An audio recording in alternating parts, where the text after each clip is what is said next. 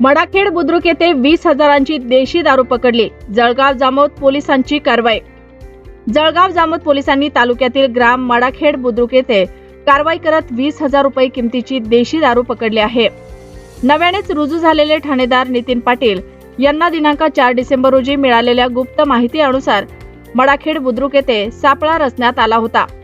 Bhendwal beat अंमलदार Bhagwat Umbarhande, police constable Praful Dabbe, Prashant Dambare, Ganesh Hade व चालक police head constable Gajanan Mankar यांनी ही कारवाई ठाणेदार नितीन पाटील यांच्या मार्गदर्शनात यशस्वीरित्या पार पाडली. यामध्ये देशी दारू संत्रा 5,000च्या 90 mlच्या 500 नग शिशा, प्रत्येकी किंमत 40 रुपये प्रमाणे एकूण किंमत 20,000 रुपयांचा मुद्देमाल हस्तगत करून आरोपी विकी मसूरकार वय वर्ष 31 राहणार जामोद यास ताब्यात घेण्यात आला आहे. पुढील तपास ठाणेदार नितीन पाटील यांच्या मार्गदर्शनात बीट अंमलदार भागवत उंबरहंडे व गणेश हाडे हे करत आहेत.